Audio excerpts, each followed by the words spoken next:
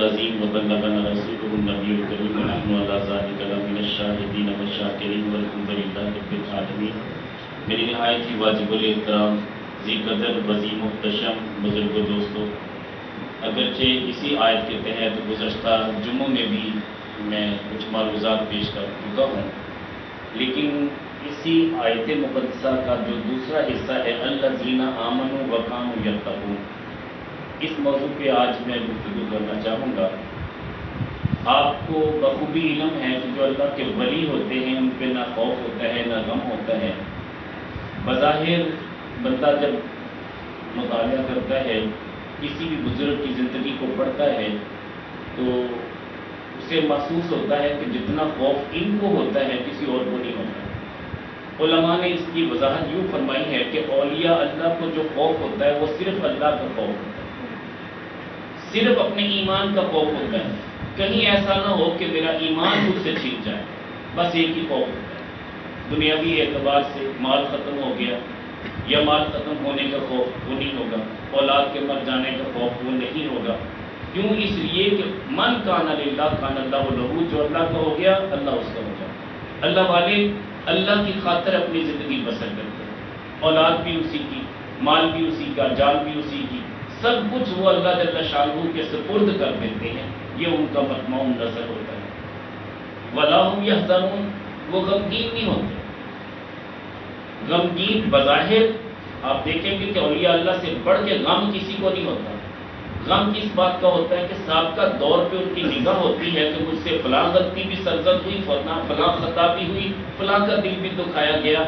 اپنی سابقہ زندگی کی وہ کوتاہیاں انہیں ازبر ہوتی ہیں، وہ کبھی اپنی کوتاہیوں کو نظر انداز نہیں کرتے۔ میرے کریم آقا علیہ السلام نے فرمایا بندہ مومن کے لیے اس کا معمولی سا گناہ جو ایک تنکے کے برابر ہو اسے احد پہاڑ جتنا بڑا نظر آتا ہے، لیکن جو فاسق و فاجر ہوتا ہے اسے احد پہاڑ جتنا گناہ ایک مکھی جتنا نظر آتا ہے، لیکن اسے اپنے گناہ کا احساس نہیں ہوتا۔ اولیاء اللہ کو اپنے گناہوں کا احساس ہوتا ہے، کم معمولی سا گناہ بھی ہو تب بھی وہ لرزاں ترساں رہتے ہیں کہ یہ کوتاہی بھی ہم سے سرزد کیوں ہوئی۔ اور یقیناً اللہ جل شانہ کے ساتھ ان کا اس طرح ڈائریکٹ تعلق ہوتا ہے، الہام کے ذریعے، القاء کے ذریعے ان کے دل کو اتنا غمگین کر دیا جاتا ہے، پریشان کر دیا جاتا ہے کہ ان کی تنہائیاں بھی اللہ کے ذکر میں گزرتی ہیں، خوف الہی میں گزرتی ہیں کہ ان کی آنکھوں سے آبشار کی طرح آنکھوں سے آنسو روا ہوتے ہیں، اور راتوں کو جاگتے ہیں والذین یبیتون لربہم سجدا وقیاما، کبھی سجدوں میں کبھی قیام میں ان کی زندگی بسر ہوتی ہے۔ تتجافی عن جنوبہم عن المضاجع، ان کے جو پہلو ہوتے ہیں وہ بستروں سے الگ رہتے ہیں۔ یہ اولیاء اللہ کی شان ہے۔ تو یہی وہ وجہ ہے کہ خوف ہوگا تو صرف اللہ جل شانہ کی رضا کے لیے ہوگا، اللہ کے رسول کی رضا کے لیے ہوگا، اور غم ہوگا تو دین اسلام کی خاطر غم ہوگا کہ میرے دوست کہاں جا رہے ہیں، میری اولاد کہاں جا رہی ہے، یہ غم ہوگا۔ حالات یہ ہوگا کہ ہوں گے کہ جو سابقہ زندگی میں ایسے واقعات پیش آئے، بے شک وہ اولاد کے حوالے سے ہوں، کاروبار کے حوالے سے ہوں یا اپنی ذاتی کوتاہیوں کے حوالے سے ہوں، وہ سبھی اس بندے کو غمگین کرتے ہیں۔ یقیناً بندے کو یہ غم جو ہے یہ کبھی بھی زندگی میں ختم نہیں ہوتا۔ جو اللہ اور اس کے رسول کی رضا کے لیے غم ہے وہ قابل قبول ہے، اس لیے کہ دنیاوی اعتبار سے بھی اگر ان کو کوئی غم لاحق ہوا تو وہ محض اس بنا پہ ہوگا کہ پہلے میں مالدار تھا، اللہ کے راستے پہ خرچ کرتا تھا، اب میرے پاس مال نہیں ہے، اب اسے ایک حسرت ہوگی کاش کہ میرے پاس مال ہوتا میں اللہ کے راستے پہ خرچ کرتا۔ یہ غم ہوتا ہے۔ تو پتہ یہ چلا کہ اولیاء اللہ کی بڑی شانیں ہیں۔ قرآن کریم میں اولیاء اللہ کی جہاں پہچان بتائی گئی ہے سب سے پہلے ہے الذین آمنوا، وہ صاحب ایمان ہوتے ہیں۔ میرے کریم آقا علیہ السلام کی بارگاہ میں ساسا بن ناجیہ رضی اللہ تعالیٰ عنہ تشریف لاتے ہیں، مسلمان ہوتے ہیں، عرض کرتے ہیں یا رسول اللہ صلی اللہ علیہ وسلم کیا مجھے جو میں نے حالت کفر میں نیکیاں کی کیا اس کا مجھے صلہ ملے گا؟ میرے کریم آقا علیہ السلام نے فرمایا کہ تم نے کون سی حالت کفر میں نیکیاں کی؟ کہنے لگے یا رسول اللہ صلی اللہ علیہ وسلم میں نے 360 بیٹیوں کو زندہ درگور ہونے سے بچایا اور ان کی پرورش کی، اور یہاں تک کہ مجھے یہ شوق کب ہوا کہ جب میرے اونٹ گم ہوئے ان کی تلاش میں ایک قبیلے میں گیا، وہاں میں نے ایک شخص کو دیکھا کہ جس کے پاس میرے اونٹ موجود تھے. وہ شخص گھر میں آواز لے کے پوچھ رہا تھا کہ بتاؤ بیٹی پیدا ہوئی ہے کہ بیٹا؟ اندر سے آواز ہے بیٹی پیدا ہوئی ہے. تو کہتا کہ چلے میں ابھی اسے زندہ درگور کرتا ہوں. وہ صحابی ساتھ ساتھ ناجیہ رضی اللہ تعالیٰ عنہ کہتے ہیں کہ مجھ سے رہا نہ گیا. میں نے کہا یار اس بے جان بچی کو، چھوٹی سی بچی کو، معصوم بچی کو تم زندہ درگور کر دو گے؟ کہنے لگے کہ ہاں ہم تو کسی بھی بچی کو زندہ نہیں رہنے دیتے. تو میں نے کہا یار اس طرح کرو، یہ دونوں اونٹ رکھ لو، یہ بچی مجھے دے دو. یا رسول اللہ صلی اللہ علیہ وسلم جب وہ بچی کچھ بڑی ہو گئی، میں نے اس کی پرورش کی. اس کے بعد اسے اپنے سینے پہ لٹاتا، وہ کبھی میری داڑھی میں اپنی انگلیاں ڈال کے کھیلتی. وہ جب میں گھر آتا میری ٹانگوں سے لپٹ جاتی. تو مجھے اتنی پیاری لگی کہ اس کے بعد میں نے معمول بنا لیا کہ 2 اونٹوں کے عوض میں ایک بچی خرید لیتا اور اسے میں پالتا، اس کی پرورش کرتا. میں اب تک 360 بیٹیوں کو زندہ درگور ہونے سے بچا چکا ہوں. تو یا رسول اللہ صلی اللہ علیہ وسلم کیا مجھے اس کا صلہ ملے گا؟ تو میرے کریم آقا علیہ الصلوۃ والسلام نے فرمایا یہ جو تجھے ایمان کی دولت سے رب کائنات نے سرفراز فرمایا، یہ اسی نیکی کا تو صلہ ہے. اب ہمیں پتہ چلا کہ ایمان تو معمولی بات نہیں ہے، ہمیں تو مفت میں مل گیا. ہم تو اپنے ماں باپ کے گھر پیدا ہوئے، قبلہ علامہ صاحب تشریف لائے، انہوں نے آزان پڑھی اور مبارکباد دی کہ محمد عربی کا غلام آ گیا. ہم نے محنت نہیں کی، بن مانگے ہمیں مسلمان بنا دیا گیا اور آقا کریم علیہ الصلوۃ والسلام کا امتی بنا دیا. بہت بڑی شان ہے، بہت بڑا مرتبہ، بہت بڑا کرم ہے اللہ جل شانہ کا ہمارے اوپر. تو ایمان ثابت قدمی کو کہتے ہیں. اور دوسرا معنی علماء نے فرمایا کہ اللہ کے نبی کے پیار کو ایمان کہتے ہیں، اللہ کے نبی صلی اللہ علیہ وسلم کے ساتھ رابطے کو ایمان کہتے ہیں، اللہ کے نبی صلی اللہ علیہ وسلم کی محبت کو ایمان کہتے ہیں، اور یقین کامل کو ایمان کہتے ہیں. جب بندہ یقین کامل حاصل کر لیتا ہے تو پھر اس کا ایک ایک لمحہ اللہ کے ذکر میں گزرتا ہے، اللہ کے نبی کی یاد میں گزرتا ہے، وہ صاحب حضوری ہو جاتا ہے. امام عشق و محبت امام احمد رضا خان بریلوی رحمۃ اللہ علیہ کا واقعہ میں نے گزشتہ دنوں میں بتایا آپ کو کہ ان کو ایک تو خوف نہیں ہوتا اللہ والوں کو، دوسرا یہ کہ ان کا ایمان پختہ ہوتا ہے، وہ چھوٹی سی بات پہ گھبراتے نہیں ہیں. امام عشق و محبت امام احمد رضا خان بریلوی رحمۃ اللہ علیہ کے گھر کی دیوار گری اور لوگ مشورہ کر رہے تھے کہ رات کو پہرا ہم دیں گے. آپ تشریف لائے، آپ نے فرمایا کوئی پہرا دینے کی ضرورت نہیں ہے، اللہ کا شکر ہے ہمارا رابطہ ہے، ہم وارثوں والے ہیں، تم چلے جاؤ اپنے اپنے بستروں پہ آرام کرو. اس دیوار کی گرے ہونے پہ آپ کو فکر نہیں ہونا چاہیے، اللہ بہتر کرے گا، اللہ حفاظت کرنے والا ہے. تو جو ہندو تھا، جو دوسرے گھر میں رہنے والا تھا، دونوں تلواریں لے کے رات کے وقت وہ گھستا ہے لیکن ڈر کے مارے بھاگ جاتا ہے. دوبارہ پھر کچھ دیر کے لیے آتا ہے، پھر تیسری مرتبہ آتا ہے. اور جب وہ تیسری مرتبہ آیا تو آپ چونکہ بالا خانے پہ تھے، اوپر والی منزل پہ تھے، ونڈو کھول کے کہتے ہیں کہ بھئی اور کچھ دیکھنا ہے تو بتاؤ. اتنا دیکھ لیا ابھی سمجھ نہیں آئی. تو خیر وہ سیڑھی کے دروازے پہ آ کے بیٹھ گیا کہ آپ نماز فجر کے لیے اتریں گے، میں قدموں کو تھام لوں گا اور میں مسلمان ہو جاؤں گا. آپ جب نماز فجر کے لیے نیچے اترے، وہ ہندو سیڑھیوں میں بیٹھا تھا، دروازہ کھلا تو قدموں میں پڑ گیا، حضور مجھے مسلمان کر دو، میں نے جو دیکھنا تھا دیکھ لیا. آپ فرماتے دیکھ لو ابھی سوچ لو. کہا میں نے سب کچھ سوچ لیا. مسجد میں آئے، وہ ہندو کے ساتھ ہے، مسلمان ہو گیا.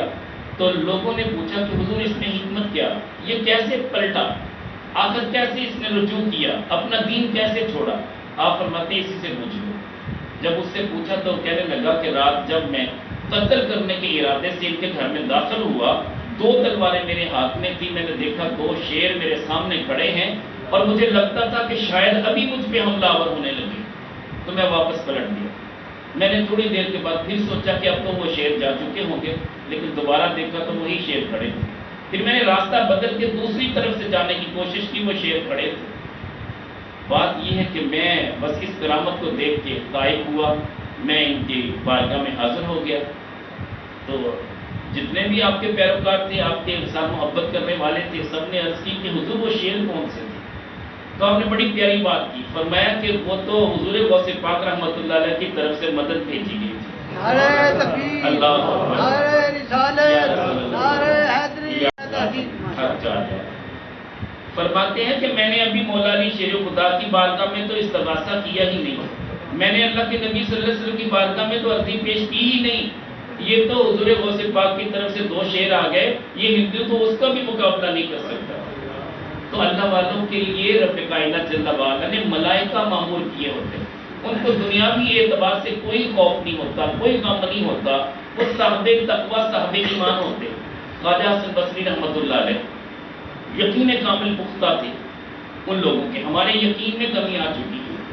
خواجہ حسن بصری رحمۃ اللہ علیہ آپ کو گرفتار کرنے کے لیے جب حجاج بن یوسف اپنی پولیس بھیج دیتا ہے تو آپ کو پتہ چلا، آپ وہاں سے راستہ بدلتے نکل جاتے ہیں حبیب اجمی کے پاس جو ان کا مرید تھا، اور مرید سے جا کے کہتے ہیں حبیب اجمی آج پولیس میرے پیچھے لگی ہوئی ہے، اور حجاج بن یوسف آپ کو پتہ ہے کہ کتنا ظالم ہے، وہ مجھے بھی قتل کرے گا، تو لہٰذا میں تیرے پاس اس لیے آیا ہوں کہ حفاظت کے لیے کوئی جگہ بتاؤ۔ کہنے لگے کہ حضور یہ کمرہ حاضر ہے، آپ اس میں بیٹھے۔ ان کی کیا مجال ہے یہاں آئے، آپ وہاں کمرے میں بیٹھ کے، اتنے میں پولیس والے وہاں پہنچے۔ اب یہ کمرے کے باہر تشریف فرمائے حبیب اجمی سے، وہ پوچھتے ہیں کہ آپ کے پیر صاحب خواجہ حسن بصری رحمۃ اللہ علیہ یہاں آئے تھے؟ کہنے لگے بالکل آئے ہیں۔ کہنے لگے کہاں ہے؟ کہنے لگا یہ سامنے کمرے میں بیٹھے۔ اب بتائیے کہ اتنی بڑی مخبری اور اتنی بڑی بات، آپ اندر بیٹھے سن رہے تھے، پولیس والے اندر داخل ہوتے ہیں لیکن وہ دیکھتے رہتے ہیں کسی بھی جگہ پہ خواجہ حسن بصری رحمۃ اللہ علیہ موجود نہیں۔ تو وہ باہر نکلتے کہتے ہیں کہ یار سچی بات بتاؤ کہاں ہے؟ کہنے لگے اللہ کی قسم اسی کمرے میں گئے۔ کہنے لگے بھی تمہارے پیر تمہیں بھی چکر دے کے نکل گئے یہاں سے؟ تو کہنے لگے نہیں وہ چکر دے کے جاتے نہیں ہیں، کمرے میں تمہیں معلوم ہی نہیں، تمہیں نظر ہی نہیں آتا، ہم کیا کریں؟ وہ خیر چلے گئے۔ تو خواجہ حسن بصری رحمۃ اللہ علیہ پوچھتے ہیں کہ حبیب اجمی آج مجھے پکڑانا تھا؟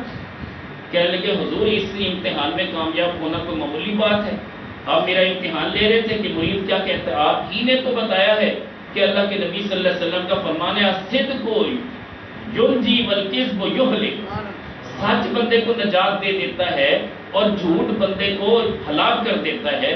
تو حضور والا آپ کے اس فرمان پہ ہی تو میں نے عمل کیا، مجھے پتا تھا میں سچ بولوں گا نجات مل جائے گی، اور مجھے ویسے بھی پتا تھا کہ آپ میرا امتحان لے رہے ہیں، ورنہ مرید کی کیا اوقات ہے کہ پیر صاحب آ کے مرید کے پاس پناہ لیں؟ حضور یہ تو میرا امتحان تھا، میں نے تو اس لیے یقین کامل بھی اتنا تھا کہ میرے پیر کو کوئی ہاتھ بھی نہیں لگا سکتا، تو میں نے اسی لیے کہہ دیا جاؤ پکڑتے ہو، پکڑ سکتے ہو تو پکڑ لو، اندر بیٹھے۔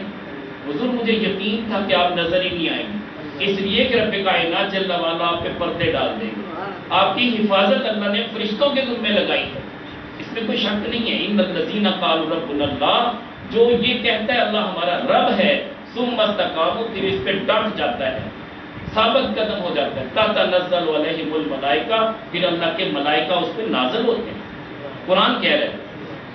تو عرض کرنے کا مقصد یہ ہے کہ جب یقین کامل پختہ ہوتا ہے تو پھر یہ کیفیات بندے پہ وارد ہوتی ہیں، بندہ پھر سچ بولتا ہے، جھوٹ نہیں بولتا۔ تو اللہ والوں کی سب سے پہلی نشانی یہ ہے، وہ گردن کٹتی ہے تو کٹ جائے لیکن جھوٹ نہیں بولے، سچ بولنے والے۔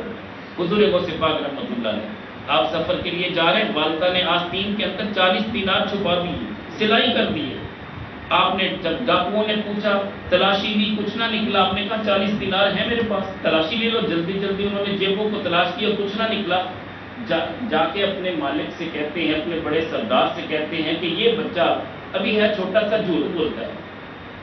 بلا لیا اس نے کہ اے نوجوان بتا تو کس لیے جھوٹ بولتا ہے؟ کہنے کہ نہیں میں جھوٹ نہیں بولتا، میری ماں نے مجھے کہا بیٹا کبھی زندگی میں جھوٹ نہیں بولنا، سچ بولنا، تو میں نے سچ بولا۔ 40 دینار میرے کپڑوں میں موجود ہیں، انہوں نے تلاشی میری جیبوں کی لی ہے، اندر تو تلاشی نہیں لی۔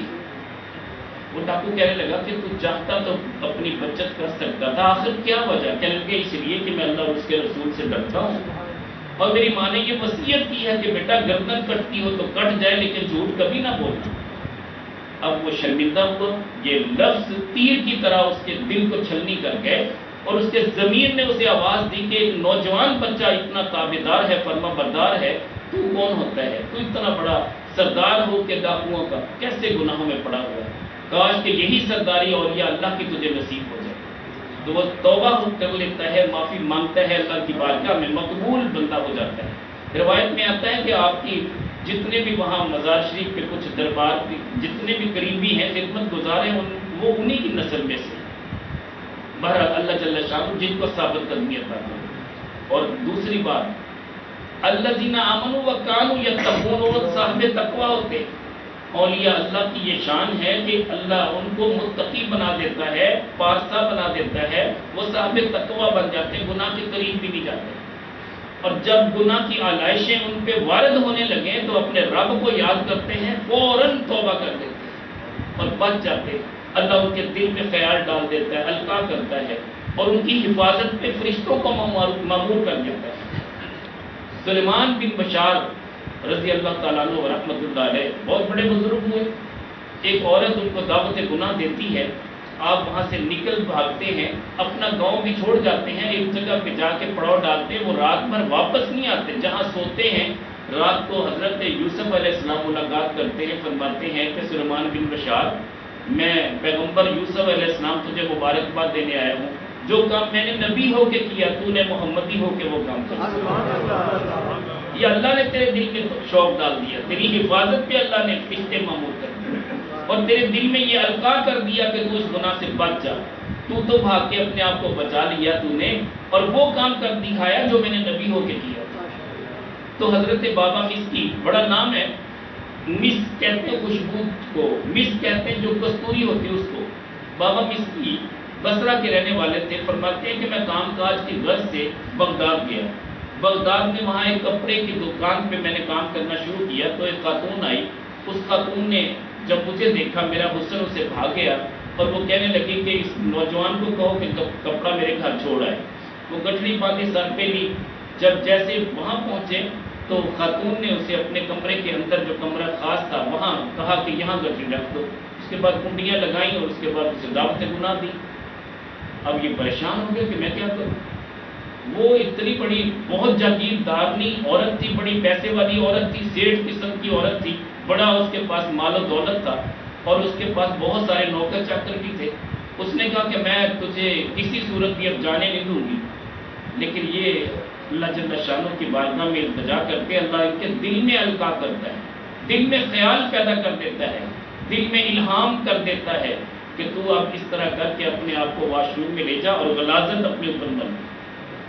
یہ کہتے ہیں کہ مجھے واش روم کی حاجت ہے، وہ خیر کنڈی کھولتی ہے، خواتین کو کہتے ہیں کہ اپنے آقا کو لے جاؤ وہاں پہ واش روم میں، یہ واش روم میں جانا چاہ رہا ہے۔ آپ کو پتہ ہے اس طرح کے واش روم تو ہوا نہیں کرتے تھے، تو سادہ سا واش روم تھا، وہ اندر گیا، اس نے پخانہ کیا، وہی پخانہ اپنے جسم پہ مل لیا، پورے جسم پہ ملنے کے بعد باہر آیا، بہکی بہکی باتیں کرنے لگا، عجیب سی آوازیں نکالنے لگا۔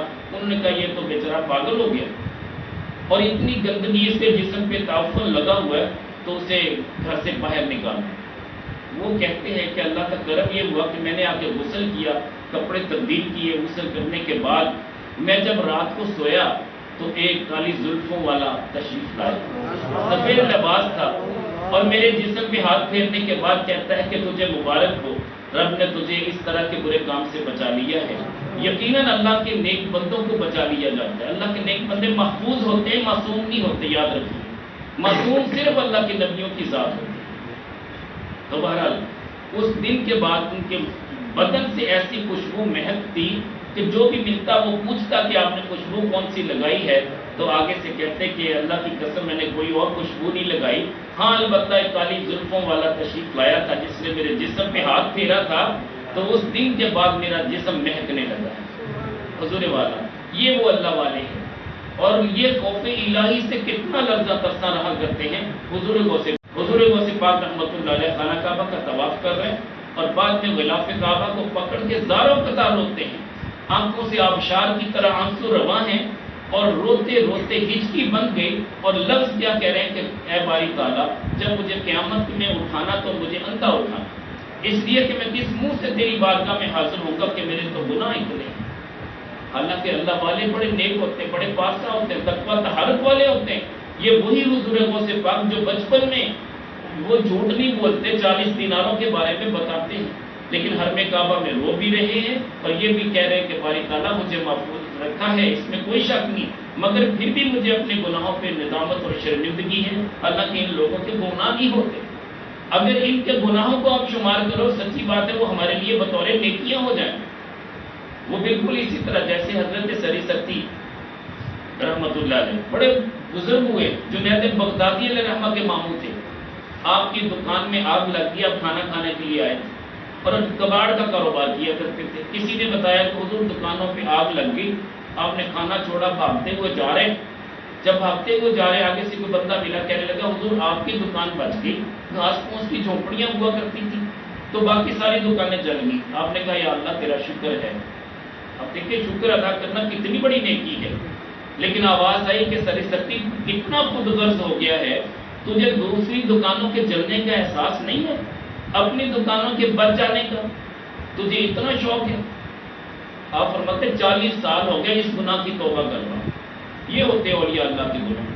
ہمارے لیے یہ گناہ نہیں ہے، ہم جیسا بندہ اگر کہیں یا اللہ تیرا شکر ہے میری اولاد بچ گئی، میرا مال بچ گیا، کاروبار بچ گیا، یہ باعث برکت اور یہ عبادت ہے، لیکن اولیاء اللہ کے لیے اتنی بات بھی گناہ قرار دی جاتی ہے۔ دوبارہ میں بات کر رہا تھا حضور غوث پاک رحمۃ اللہ علیہ، شیخ سعدی علیہ رحمہ لکھتے ہیں، فرماتے ہیں کہ جب پوچھنے والوں نے پوچھا کہ آپ ہیں کون، آپ نے نقاب لیا ہوا تھا، چہرے پہ کپڑا ڈالا ہوا تھا، سول کپڑوں میں کب طواف کرتے ہیں حاجی؟ جب عام طور پہ صرف طواف ہو رہا ہوتا ہے، جب عمرہ کر رہے ہیں اس وقت آپ کپڑے نہیں پہن سکتے، اس وقت احرام باندھا ہوتا ہے، عمرے کی نیت ہے تو احرام باندھنا پڑے گا، لیکن عام طور پہ طواف آپ سول کپڑوں میں اسی طرح کر سکتے ہیں، اس کے لیے جائز ہے۔ تو حضور غوث پاک رحمۃ اللہ علیہ چہرے پہ کپڑا بھی باندھا ہوا تھا، نقاب کیا ہوا تھا، تو وہ جو بندہ خدا تھا اس نے پوچھا تو آپ نے کہا یہ بتا کہ تم کون ہے پوچھنے والا؟ انہوں نے جب اپنا تعارف کروایا تو وہ اس دور کے بہت بڑے ولی کامل تھے، فرماتے ہیں کہ تو اگر یہ نہ ہوتا، فلاں بزرگ نہ ہوتا تو میں تمہیں کبھی نہ بتاتا، اب چونکہ تم بھی اللہ والے ہو تو میں تمہیں بتاتا ہوں، یہ دیکھو میں کون ہوں۔ جیسے ہی کپڑا اٹھایا فائزہ ہوا شیخ سید عبد القادر جیلانی، وہ حضور سیدنا عبد القادر جیلانی کی حضور وہ کوف الہی والی حضرت سری سکتی رحمۃ اللہ علیہ اب جنید بغدادی علیہ رحمہ کو بلاتے ہیں، کہتے ہیں کہ وہ بھانجے تھے نا، کہتے ہیں کہ اے بھانجے میں تجھے ایک وصیت کرتا ہوں۔ وہ پوچھتے کہ حضور کون سی وصیت؟ فرمایا کہ ابھی میرا وقت اخیر ہے، کسی بھی دن میں دنیا سے رخصت ہو جاؤں گا، لیکن وصیت یہ ہے کہ مجھے بغداد میں دفن نہ کرنا، بغداد سے باہر لے جانا۔ وہ رونے لگ گئے، جنید بغدادی رحمۃ اللہ علیہ کہنے لگے ماموں جان میں آپ کو کیوں یہاں پہ دفن نہیں کروں گا؟ اس کی وجہ کہنے لگے کہ میں اتنا گندا ہوں، ممکن ہے کہ مجھے زمین قبول نہ کرے، ہو سکتا ہے میری لاش کو باہر پھینک دے تو تم سارے لوگ شرمندہ ہوں گے۔ یہ حضرت سری سکتی رحمۃ اللہ علیہ جو صرف اللہ کا شکر ادا کرنے پہ 40 سال توبہ کرتے ہیں، آواز آتی خود غرض ہو کے اپنی دکان کے بچنے پہ شکر ادا کر رہے ہیں، لیکن دوسروں کی دکانوں کا احساس نہیں ہے تجھے؟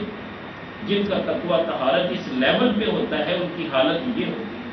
تو لہٰذا حضور والا اللہ کی جل والا ہمیں اپنے اولیاء کے تمام تر معاملات کو دیکھنے کی توفیق دے۔ تو یہ صاحب تقویٰ بھی ہوتے ہیں، صاحب ایمان بھی ہوتے ہیں، اور اللہ جل شانہ نے ان کو بحث و تکرار سے بچایا ہوتا ہے۔ یہ بحث و تکرار میں نہیں پڑھتے۔ پچھلے جمعے بھی میں نے عرض کیا تھا، پیر منظور شاہ صاحب رحمۃ اللہ علیہ وہ سہیوال میں بہت بڑے بزرگ ہیں، بہت بڑا ادارہ بھی ہے، میرے نانا جی کے وہ شاگرد بھی ہیں، یہ شرط بھی مجھے حاصل ہے، مجھ سے بڑا پیار کرنے والے تھے۔ ہمارے جو قابل قبلہ کاری یعقوب فریدی صاحب ہیں، یہ ان کے پیر منظور شاہ صاحب کے مرید ہیں ماشاءاللہ۔ تو یہ پیر منظور شاہ صاحب کو کسی غیر مقبول فکر نے مناظرے کا چیلنج کر دیا۔ آپ چونکہ فاتح عیسائیت بھی ہیں، آپ تشریف لے گئے، آپ نے کہا کہ ٹھیک ہے جی مجھ سے مناظرہ کرو۔ تو وہ حیران تھے کہ یہ آج پیر منظور شاہ صاحب اکیلے آئے ہیں، علماء بھی ساتھ نہیں ہیں، کتابیں بھی ساتھ نہیں ہیں۔ تو وہ کہنے لگے کہ حضور پھر آج تو آپ کے پاس نہ علماء نہ کتابیں، فرماتے ہیں آج بغیر کتابوں کے مناظرہ ہوگا، بغیر علماء کے مناظرہ ہوگا۔ تو دوسرے مقبول فکر والے کہنے لگے کہ حضور آپ نے آغاز کرنا ہے مناظرے کا، کریں۔ آپ فرماتے ہیں بالکل میں آغاز کروں گا، لیکن مناظرے کا انداز کچھ اور ہوگا۔ انداز یہ ہوگا کہ حاضر و ناظر پہ بحث کرنی ہے نا، تو اللہ کے نبی صلی اللہ علیہ وسلم حاضر ناظر ہیں یا نہیں؟ میرا موقف یہ ہے کہ اللہ کے نبی صلی اللہ علیہ وسلم حاضر ناظر ہیں، اور اگر اس بات پہ میں دلیل یہ دوں کہ میں اپنے کریم آقا علیہ السلام کو پکاروں اور سرکار دو جہاں مالک کون و مکان صلی اللہ علیہ وسلم بنفس نفیس یہاں تشریف لے آئے اور کھلی آنکھوں سے تم انہیں دیکھ لو اور ان سے باتیں بھی کر لو، پھر بات نہیں بن جائے گی، اور پھر تمہیں عقیدے سے توبہ کرنی پڑے گی۔ اب دل میں خیال تو تھا کاش کہ ایسا ہو جائے کہ ہم بھی دیدار کر لیں، لیکن جب یہ شرط لگا دی آپ نے میں سب کو اپنے اس عقیدے سے توبہ کرنی پڑے گی، اب یہ پریشان ہو گئے۔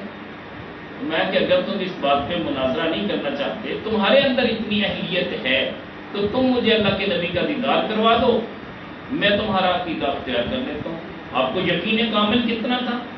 آپ کی حالت اس طرح کی کیفیت والی تھی کہ آپ نے جب یہ چیلنج کیا تو ان میں سے ایک بھی ایسا نہیں تھا جو اس چیلنج کو قبول کرتا۔ آپ نے کہا کہ پھر مجھ سے دیکھ لو، میں دکھا دیتا ہوں، شرط یہ ہے کہ توبہ کرنی پڑے گی۔ وہ سارے اٹھ کے کھڑے ہو کے کہنے لگے حضور اس طرح کا مناظرہ ہم نہیں کر سکتے۔ فرمایا کہ نہیں کر سکتے، پھر میں جو تمہیں آفر کر رہا ہوں میری بات پہ عمل کر لو۔ کہنے لگے اس طرح کا مناظرہ یقیناً ہم ہار جائیں گے۔ بات یہ ہے، یہ یقین کامل ہوتا ہے اولیاء کا، وہ کبھی بحث و تکرار میں نہیں پڑھتے۔ وہ تو جادلہم باللتی ہی احسن، جھگڑا بھی کرنا ہے نا تو اچھے طریقے سے کرو۔ تو یہ کتنا پیارا جھگڑا ہے، اولیاء اللہ کے بھی مناظرے نہیں کرتے۔ ایک بار یزید کے بارے میں جھگڑا پڑ گیا، یزید کے بارے میں دو تین ایسے بندے تھے، خاص طور پہ ایک ایسا شخص تھا جو بہت زیادہ تنگ کرتا تھا۔ بڑے بڑے علماء آتے، اتنی کتابیں لے کے آ جاتا اور ثابت کرنے کی کوشش کرتا کہ یزید حق پہ ہے، امام علیہ مقام حق پہ نہیں تھے، نعوذ باللہ۔ ان کو باغی اور سرکش کہتا۔ ایک اللہ والے آئے تو مریدین نے کہا کہ حضور آپ نہ تشریف لائے، وہ بندہ بڑی بےزتی کرتا ہے، بڑی بری باتیں کرتا ہے، تو آپ تشریف نہ لائیں۔ آپ نے کہا کیوں؟ کہنے لگے اس کا موقف یہ ہے، آپ کو بھی پریشان کرے گا۔ آپ نے کہا کیوں نہ ہوں، اب تو میں نے ضرور آنا ہے۔ اللہ والوں کے تو انداز ہی نرالے ہوتے ہیں۔ وہ کہنے لگے حضور پھر اپنے ساتھ کچھ علماء لے کے آئیے۔ آپ نے کہا مجھے علماء کی حاجت ہی نہیں ہے، اس لیے کہ اللہ جل وعلا نے مجھے بھی علم دیا ہے۔ الگ بات ہے کہ علماء سے میں نے سیکھا ہے، اولیاء اللہ کی نظر کرم مجھ پہ موجود ہے، تو مجھے گھبرانے کی حاجت نہیں ہے، آپ بلا لو اسے۔ وہ اتنی ساری کتابیں اٹھا کے لے کے آ گیا۔ آپ نے فرمایا کہ بیٹا کیسے آنا ہوا؟ کہنے لگا آپ سے مناظرہ کرنا ہے۔ آپ نے مذاق بنایا ہوا ہے، یزید کے بارے میں آپ اچھی اچھی باتیں کرتے ہیں، ان کی اس کو بری باتیں کرتے ہیں، ان کو برا کہتے ہو، اور امام علی مقام کی باتیں اچھی کرتے ہو اور ان کے بڑے بڑے فضائل و مناقب بیان کرتے ہو۔ آپ فرماتے ہیں کہ بیٹا مسئلہ ہی نہیں ہے، یہ مسئلہ تو ہم جیت چکے ہیں ہمیشہ سے، یہ ایسی بات نہیں ہے جو تمہارے لیے میں بحث و تکرار میں پڑھوں۔ کہنے لگے اور آپ نے فرمایا کہ بات دراصل یہ ہے کہ یزید اگر حق پہ ہے، سیدھی بات ہے کہ جس کا عقیدہ یزید کے ساتھ ہے، کل قیامت کے دن اللہ اس کا حشر یزید کے ساتھ کرے۔ ہمارا عقیدہ امام علی مقام امام حسین رضی اللہ تعالیٰ عنہ کی طرف ہے، انشاءاللہ ہمارا یقین کامل ہے کہ ہمارا حشر بھی امام حسین کے ساتھ ہے۔ تو کتابوں میں پڑھنے کی حاجت ہی نہیں ہے، فیصلہ خود کر لیں کہ سیدہ شباب اہل جنہ یزید نہیں ہے، امام علی مقام ہے۔ میرے نبی نے اپنے نواسوں کے چہروں پہ بھی بوسے دیے ہیں، پیشانیوں کو بھی چوما ہے، سونگا بھی ہے، پیار بھی کیا ہے، اور یہ بھی کہا ہے کہ جس نے ان کو اذیت دی گویا اس نے مجھے اذیت دی۔ یزید کے بارے میں تو ایک حدیث بھی ایسی نہیں ہے، تو لہذا خدا کا خوف کر کس طرف پلٹا۔ چلیں آج کے بعد فیصلہ یہ ہو گیا کہ تمہارا حق، تمہارا خاتمہ ایمان پہ ہو یا جیسے ہو، تمہارا حشر یزید کے ساتھ ہوگا، ہمارا حشر امام علی مقام کے ساتھ ہوگا۔ اس نے چھلانگ لگائی، ادھر آ کے بیٹھ گیا، کہنے لگا میں بھی آپ کی طرف ہوں حضور، مجھے بھی قبول کرنا۔ تو اللہ والوں کی نگاہ ہوتی ہے۔ بات یہ ہے کہ جب نیک بندوں کی سیرت کو پڑھتا ہے تو اس کی ان کی زندگی میں توکل بھی نظر آتا ہے، ان کا بھروسہ ہوتا ہے۔ ایک بار میں نے آپ کو عرض کیا تھا کہ بزرگ تشریف فرماتے، ان کے دروازے پہ سائل آتا ہے، جب سائل آتا ہے تو آپ اپنی اہلیہ کو کہتے ہیں کہ گھر میں کچھ ہے؟ کہنے لگی کچھ بھی نہیں ہے۔ دیکھو تو صحیح کچھ پڑا ہو؟ کہنے لگی ہاں 3 انڈے پڑے۔ میں تو چلیں ٹھیک ہے 3 کے 3 اس غریب کو دیتا، بیچارہ پتہ نہیں کب سے بھوکا بنا کے کھا لے گا۔ وہ ان کی اہلیہ محترمہ نے 3 کے 3 انڈے اٹھا کے ان کو دے دیے۔ وہ مسکین تھا، فقیر تھا، محتاج تھا، وہ 3 کے 3 انڈے لے کے چلا گیا۔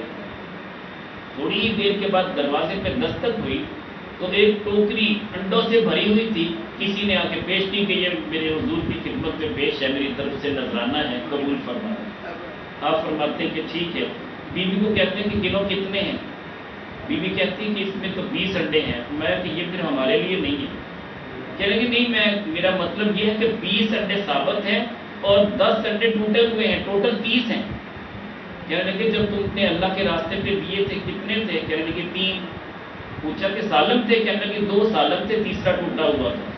ٹوٹے ہوئے کے بدلے میں ٹوٹے ہوئے انڈے ملے اور ثابت انڈوں کے بدلے میں ثابت ملے، جیسا کرو گے ویسا کرو گے۔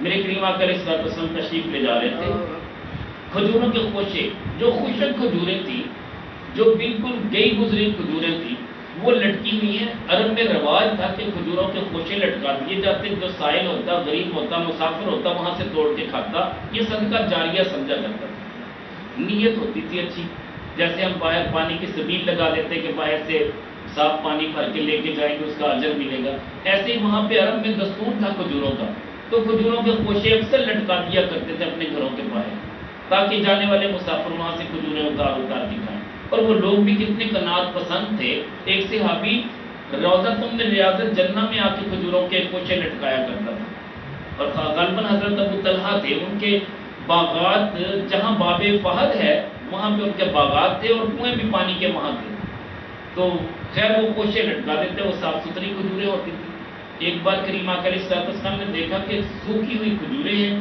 جو جانور بھی نہ کھا سکے، اس نے لٹکائی ہوئی، میرے کریم آقا علیہ الصلوۃ والسلام کے ہاتھ میں عصا تھا، آپ عصا مارتے ہیں کھجوروں کو، فرماتے ہیں یہ جس طرح کی کھجوریں اس نے لٹکائی ہوئی نا غریبوں کے لیے، قیامت میں اسے بھی سوکھی کھجوریں ملیں گی کھانے کے لیے۔ تو حضور والا جیسا کرو گے ویسا کرو گے۔ ہم جب اللہ کے راستے پہ دینے کی بات آتی ہے تو جو سب سے گھٹیا چیز ہوتی ہے وہ دیتے، جب خود اپنی پسند کی بات ہوتی ہے تو ہم سب سے بہترین چیز کو پسند کرتے ہیں، تو دوسرے کے لیے وہی پسند کریں جو اپنے لیے پسند کرتے ہو، یہ اصول ہے اسلام کا۔ تو اولیاء اللہ وہ ہوتے ہیں کہ جن کی زندگی میں توکل بھی ہوتا ہے، تقویٰ بھی ہوتا ہے، خوف الہی بھی ہوتا ہے، اور کسی قسم کی وہ بحث و تکرار بھی نہیں کرتے۔ یہ میں نے کچھ باتیں آج اولیاء اللہ کی بیان کی، بقیہ اس کے بعد انشاءاللہ اگلے جمعے میں اللہ خیر کرے، اللہ تعالیٰ آسانیاں دے۔ اس کے ساتھ ساتھ جو میڈیا پہ بات چل رہی ہے 4 دن کی یا 7 دن کی، جو بیٹی جس نے اس کو، سچی بات تو یہ ہے کہ بڑا دکھ ہوا، سب کی دل آزاری ہوئی، ایسا نہیں کرنا چاہیے تھا۔ میرے نبی صلی اللہ علیہ وسلم نے کتنی کرم بخشی فرمائی۔ میں کہتا ہوں کہ ان بیٹیوں کو صرف پرورش کرنے والے کو اللہ نے ایمان کی دولت سے نوازا، تو آج اگر بیٹیوں کے ساتھ یہ ظلم کریں تو سچی بات ہے یہ اس دور کی دور جاہلیت کی یاد تازہ کرتی ہے۔ میرے کریم آقا علیہ الصلوۃ والسلام تو فرماتے ہیں کہ اللہ جس پہ خوش ہوتا ہے نا اسے اللہ بیٹی عطا کرتا ہے، تو الحمدللہ اللہ نے مجھے 7 بیٹیاں دی ہیں، اور یقیناً میں کہتا ہوں، میں اکثر کہا کرتا ہوں کہ یار اللہ جل شانہ جب بیٹیاں عطا کرتا ہے عزت میں فراوانی کر دیتا ہے۔ میں جب مجھے پہلی بیٹی عطا ہوئی تو ڈاکٹر کی فیس میرے پاس نہیں ہوا کرتی تھی، یعنی وہ دور بھی تھا، 50 روپے ڈاکٹر عبد الکریم صاحب کی اس وقت فیس ہوا کرتی تھی، یہ سن 2000 کے قریب کی بات ہے، لیکن اللہ نے اتنی برکتیں دی، ہر بیٹی پہ اللہ نے مجھے برکتیں عطا کی۔ تو 7 بیٹیوں کے بعد پھر ماشاءاللہ اللہ نے صاحبزادہ بھی عطا کیا، وہ بے نیاز ہے، جسے چاہے بیٹیاں دے، جسے چاہے بیٹے دے، جسے چاہے دونوں دے، جسے چاہے کچھ بھی نہ دے، مالک ہے نا۔ تو لہٰذا میرے کریم آقا علیہ الصلوۃ والسلام نے اپنی لفظ جگر سیدہ طیبہ طاہرہ فاطمہ الزہرا سے پیار کر کے دکھایا، اس دور میں جب کہ بیٹیوں کو زندہ درگور کیا جاتا تھا، کریم آقا علیہ الصلوۃ والسلام نے انہیں اپنے جگر کا ٹکڑا قرار دے کے سب کو بتا دیا کہ بیٹیوں سے اس طرح پیار کرنا ہے۔ کریم آقا علیہ الصلوۃ والسلام ان کے لیے اپنی کالی کملی بچھا دیا کرتے تھے، ان کے ہاتھوں کا بوسہ لیتے تھے، پیشانی کا بوسہ لیتے تھے، اور وہ بھی کریم آقا علیہ الصلوۃ والسلام کے ہاتھوں کا بوسہ لیتی تھی۔ سیدہ زینب سلام اللہ علیہ سرکار کی جو بڑی صاحبزادی 30 سال کی عمر تھی جب میرے کریم آقا علیہ السلام کو سیدہ زینب ملی، اور کریم آقا علیہ السلام نے 40 سال کے بعد جب اعلان نبوت فرمایا، 2 یا 3 سال گزرے تھے جو انتہائی مشقتوں والے تھے، اس دوران کفار نے میرے کریم آقا علیہ السلام کو مارا، یہ تقریباً 12-13 سال کی عمر تھی ان کی، حضرت سیدہ زینب سلام اللہ علیہ، تو یہ بھاگتی ہوئی جاتی ہیں، ہاتھوں میں پیالہ ہے پانی کا، اور یہ کریم آقا علیہ السلام کے سر اقدس میں جو زخم ہوئے تھے ان نے مٹی ڈال دی تھی، وہ بڑے ظلم کرنے والے گندے لوگ تھے، تو کریم آقا علیہ السلام کے سر مبارک کو دھو بھی رہی ہیں اور ساتھ رو بھی رہی ہیں، یہ سیدہ زینب سلام اللہ علیہ تھی۔ تو اسی لیے تو کریم آقا علیہ السلام فرماتے ہیں بیٹیوں کو کچھ نہ کہا کرو، یہ سب سے زیادہ پیار کرنے والی ہوتی ہے۔ تو کریم آقا علیہ السلام تو فرماتے ہیں کہ 2 بیٹیاں جسے اللہ نے عطا کر دی اللہ اسے جنتی بنا دے گا، قیامت کے دن وہ ایسے ہوگا جیسے میری 2 انگلیاں قریب ہیں، وہ میرے اس طرح قریب ہوگا، جسے اللہ کے نبی کا اتنا قرب مل جائے اسے اور کیا چاہیے۔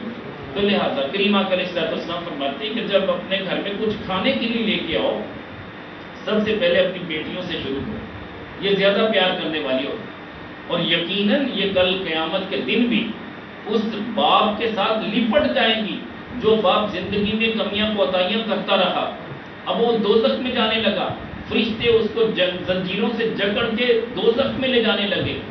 جس کی بیٹیاں نیک تھی، پارسا تھیں، ان کی عبادت ریاضت اللہ کے ہاں قبول ہوئی، وہ لپٹ جائیں گی کہ ہم اپنے باپ کو دوزخ میں نہیں جانے دیں گے۔ پوچھا جائے گا کہ اس لیے کہیں گی کہ یہ باپ اس نے ہماری خاطر ایسا کمایا جو نہیں کمانے والا تھا، ہماری خاطر سب کچھ کیا، آج ہم اس کو دوزخ میں نہیں جانے دیں گے۔ رب کائنات ان کی آہذاری کو قبول کر کے فرما دے گا کہ اس جہنمی کو جنتی بنا دیا جائے۔ تو یار ایسی بیٹیوں کو جنہوں نے قیامت کے دن بھی ہمارے کام آنا ہے، تو ہم ایسی بیٹیوں کو زندہ درگور کریں۔ کیسی طبیعت اس بندے کی تھی، اللہ اسے ہدایت دے۔ بڑے دکھ کی بات ہے، سچی بات ہے، تمام مسلمانوں کی دل آزاری تھی۔ یہ بیٹیاں تو وہ ہیں، سچی بات ہے، جو جگر کا ٹکڑا ہوا کرتی ہیں۔ کریم آقا علیہ الصلوۃ والسلام فرماتے ہیں کہ یہ جو بیٹیاں ہیں کل قیامت کے دن اللہ جل شانہ کی بارگاہ میں جو استغاثہ کریں گے اللہ وہ قبول کر لیں گے۔ ماشاء اللہ ماشاء اللہ ماشاء اللہ، یہ بابا جی کی 3 بیٹیاں ہیں، ماشاء اللہ اللہ 3 بیٹے، ماشاء اللہ۔ سعادت مند ہے وہ بندہ جس کو اللہ نے بیٹیوں سے نوازا۔ یقیناً میرے پاس ایسے لوگ آتے ہیں کہ ہمارے پاس بیٹے ہیں، بیٹی نہیں ہے، دعا کریں اللہ بیٹی دے دے۔ یہ ان سے پوچھئے جن کو یہ لو لگی ہوئی ہے، اللہ کے نبی صلی اللہ علیہ وسلم کے فرامین جن کو پتہ ہے۔ تو لہٰذا بیٹیوں کے ساتھ پیار کیجیے، بیٹوں سے بھی پیار کریں، یہ نہیں کہ بیٹوں کو اگنور کریں۔ یہی تو وہ بیٹے ہیں جنہوں نے عالم دین بننا ہے، حافظ قرآن بننا ہے، پورے معاشرے کی اصلاح کرنی ہے۔ اور بیٹی وہ ہے جو اپنی نسل کو عالمہ فاضلہ بنا سکتی ہے۔ اور یقیناً آپ جتنے بھی اولیاء اللہ کو ان کی زندگی کو پڑھیں گے، ان کی ماؤں نے ان کی پرورش کی۔ حضور غوث پاک رحمۃ اللہ علیہ کو دیکھیے اور حضرت سلطان باہو کو دیکھیے، یہاں تک کہ آپ حضرت بہاؤدین زکریہ ملتانی کو دیکھیے، بابا فری شکر گنج رحمۃ اللہ علیہ کو دیکھیے، سبھی کی ماؤں نے تو ان کو پالا پوسا اور رہنمائی دی، دین کی خاطر لے کے آئے۔ تو حضور والا یہ جو تھے نا حضرت سلطان باہو علیہ رحمہ، ان کے بارے میں بھی آتا ہے کہ ان کے والدین بڑے نیک ہیں، اس میں کوئی شک نہیں، بڑے جاگیردار تھے، بڑے پیسے والے تھے، بڑا ان کے پاس مال و دولت ہے۔ ان کے والد صاحب بڑے جاگیردار تھے، ان کی شادیاں تھیں، پہلے بھی ایک شادی پھر دوسری پھر تیسری، ایون کہ جب چوتھی شادی کی، چوتھی شادی جب کی تو حالت یہ تھی کہ والد صاحب نماز نہیں پڑھا کرتے تھے۔ اب یہ بیوی اتنی خوبصورت اور اتنی محبت والی، دین کا درد تھا اسے، نمازی تھی، قرآن پڑھنے والی، ذکر اذکار والی، اور وہ جاگیردار تھے جو حضرت سلطان باہو کے والد محترم کی بات کر رہا ہوں۔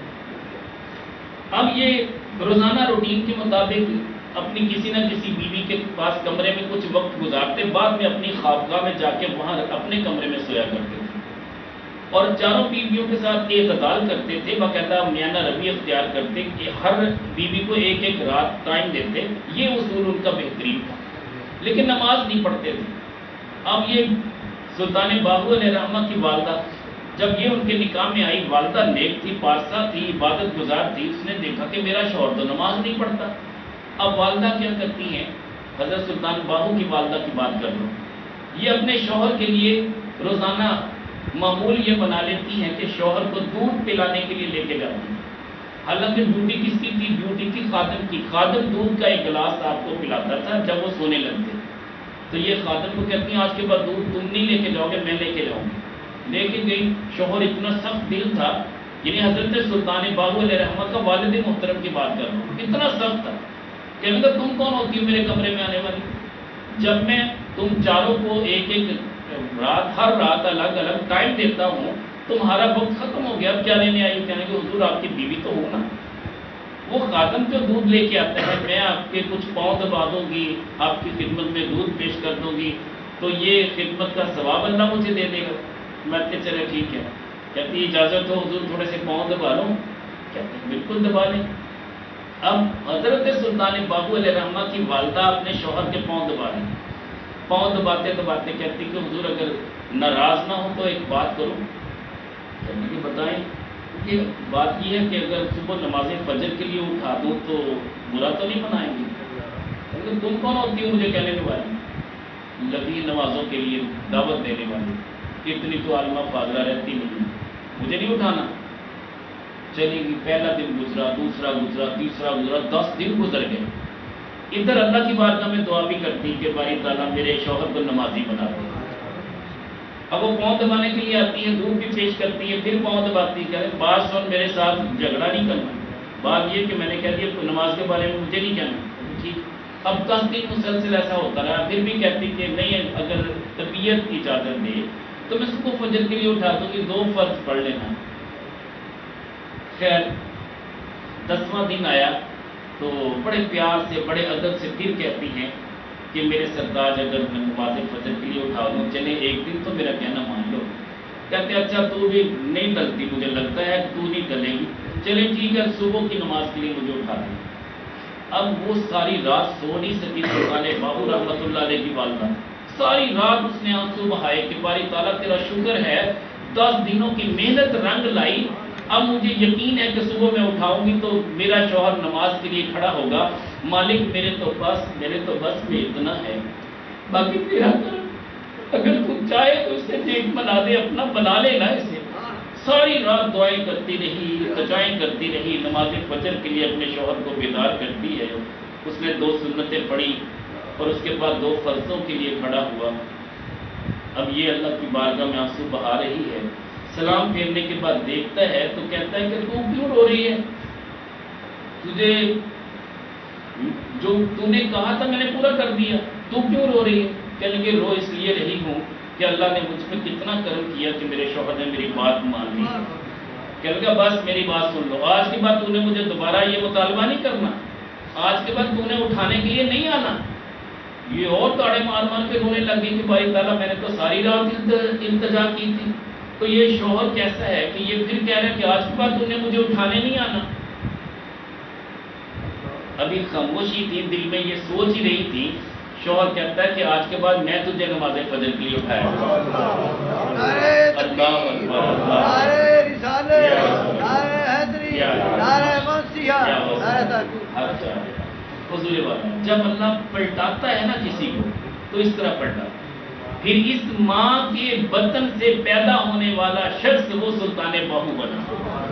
حضور والا ماؤں کی بڑی ضرورت ہے. بیٹیوں کے ساتھ پیار کرو، بیٹیوں کو دین کی تعلیم دو. اس کے بعد دیکھنا کہ ان کے بیٹے یا حضور غوث پاک بنیں گے، یا داتا علی حجویری بنیں گے، یا بابا فرید شکر گنج رحمۃ اللہ علیہ بنیں گے. لیکن اگر بیٹیوں کو دین کی تعلیم نہ دے پائے تو نسلیں بگڑ جائیں گی. سچی بات. ہماری بیٹیاں اگر عالمہ فاضلہ نہ بن سکی، انہیں کیا پتہ دین کیا ہے، دین کا درد ان کے پاس نہیں ہوگا، سوائے اس کے کہ آج ہم میڈیا دے دیتے ہیں، ریموٹ دے دیتے ہیں، جو چاہے بیٹی دیکھے. اور اسے اس بات پہ ہم کبھی پکڑ نہیں کرتے کہ بیٹے بیٹیاں کر کیا رہے ہیں. اور آج کل تو مجبوری بن چکی ہے کہ لیپ ٹاپ لے کے دے جی، اس میں باقاعدہ وہ آن لائن پڑھایا جائے گا. اب یہ آن لائن کا سلسلہ بندے کو اور تباہی کی طرف لے کے جا رہا ہے. ہاں وہ والدین جن کے بچے نیک ہیں، جو باقاعدہ کڑی نظر رکھتے ہیں، ان کے لیے تو ٹھیک ہے. یہ تو ایسی ہے جیسے بجلی کی تاروں کو ہاتھ لگانے والا معاملہ. سچی بات تو یہ ہے کہ بیٹیوں کی حفاظت کرنے کی ذمہ داری ماں باپ کی ہے. اور بچپن میں جب تک بچہ یا بچی بالغ نہیں ہوتے، اس کے تمام نیکیوں اور تمام گناہوں کے ذمہ دار ماں باپ ہوتے ہیں. حدیث پاک ہے. ایک بچے کو ایک بندے نے حج کرایا، عرض کی یا رسول اللہ صلی اللہ علیہ وسلم میں نے اسے اٹھا کے اپنی گودی میں لے کے اسے حج کرایا، اسے ثواب ملے گا؟ فرمایا نہیں ملے گا. عرض کی حضور اس کو کوئی اجر نہیں ملے گا؟ فرمایا اس کا اجر اللہ تیرے نامہ اعمال میں لکھے گا. اس لیے کہ یہ ابھی نابالغ ہے. نابالغ بچے یا بچی کے تمام اعمال کا ذمہ دار ماں باپ ہے. اچھا رہا یہ کہ بالغ بچہ بالغ ہے یا بچی بالغہ ہے، اس کی شادی جان بوجھ کے نہ کرنے والا وہ بھی اسی زمرے میں آئے گا کہ اس نے اس کی شادی جان بوجھ کے نیکی ڈیلے کر رہا ہے، بلا وجہ ڈیلے کر رہا ہے. اور اس دوران اگر بیٹے یا بیٹی سے کوئی گناہ سرزد ہوا وہ بھی والدین کے کھاتے میں پڑے گا. یہ ذمہ داری ہے ماں باپ کی. اس لیے کہ بچے بچیاں اپنی مرضی سے نکاح نہیں کرتے، نہ کر سکتے ہیں. بی بی عائشہ صدیقہ رضی اللہ تعالیٰ عنہا نے فرمایا کہ جس نے اپنی مرضی سے بغیر اپنے ولی کی اجازت کے نکاح کیا، وہ بے شک بیٹا ہو یا بیٹی، وہ نکاح باطل ہے. کون کہتا؟ عائشہ صدیقہ رضی اللہ تعالیٰ. تو آج تو کورٹ میرج کر لی جاتی ہے، اس میں کوئی ولی شامل ہی نہیں ہوتا. تو یہ المیہ ہمارا کہ ہم دین سے بہت دور ہو گئے. تو آج تو حضرت اللہ کہتا ہے کہ یہ بچہ یا بچی بالغ ہوتے ہیں تو اپنی مرضی کے مالک ہوتے ہیں، ایسا نہیں ہے۔ میں ایک ایسی خاتون کو جانتا ہوں جو زاروں قطار رو رہی تھی، اس کی بیٹی ڈاکٹر بن رہی تھی، اور اس نے ابھی کسی اپنے کلاس فیلو سے رابطہ کر لیا، شادی کے سلسلے میں بات ہو گئی، تو اس نے کہا کہ میں تو تیری شادی اس کے ساتھ نہیں کر سکتی، وہ عجیب قسم کا بندہ ہے، اس کی اپنا سٹیٹس اچھا نہیں ہے، تیرا اپنا باپ اتنا بڑا ڈاکٹر ہے، لہٰذا میں تو کسی صورت تیری شادی اس کے ساتھ نہیں کروں گی۔ اب بیٹی جواب کیا دیتی کہ امی جان تم صرف مجھے پڑھانے کی ذمہ داری تمہارے اوپر ہے، ابو جان اور امی جان صرف پڑھانے کی ذمہ داری لے سکتے ہیں، شادی میرا حق ہے، میں جہاں چاہوں کروں، یہ جواب ہے۔ دوبارہ بعد میں پھر پتہ چلا جب اس کے والدین رشتہ لینے کے لیے آئے، جب بچی کو دیکھا انہوں نے کہا تمہیں تو ہم اپنی نوکرانی بھی نہیں رکھتے۔ اب ماں نے کہا بتا بیٹی تیری اوقات اور حیثیت کیا ہے؟ بیٹی پھر بھی کہتی کہ میں نے شادی اسی سے کرنی ہے جو ہو جائے۔ اب اس لڑکے نے کیا کیا، 1 کروڑ روپے کے مال و دولت کی لسٹ بنا کے بھیج دی کہ اتنا سامان تیار کر لو اگر بیٹی کی شادی مجھ سے کرنی ہے۔ یہ حالات ہیں آج کے، تو اللہ تعالیٰ بس معاف فرمائے، اپنی بیٹیوں کو کوشش کریں جب بالغہ ہو جائے گا تو شادی کر دیں۔ یہ آسان ترین حل ہے، اس لیے کہ اللہ کے نبی صلی اللہ علیہ وسلم فرماتے ہیں کہ جب بیٹا بالغ ہو جائے یا بیٹی بالغہ ہو جائے تو فوراً سے پہلے اس کی شادی کریں، تاکہ اس طرح کی قباحتوں میں آپ نہ پڑیں۔ تو یہ دور اتنا پرفتن دور ہے کہ اس میں زیادہ ڈیلے نہ کرنے میں، ادروائز وہ بچہ یا بچی جان بوجھ کے اگر کسی گناہوں کے کاموں میں آئے گی تو یہ اصلاح معاشرہ کے حوالے سے ہمارے اندر ایک بہت بڑی کمی ہے، اس کو بہتر کرنا چاہیے۔ کوئی سوال ہو اسی حوالے سے؟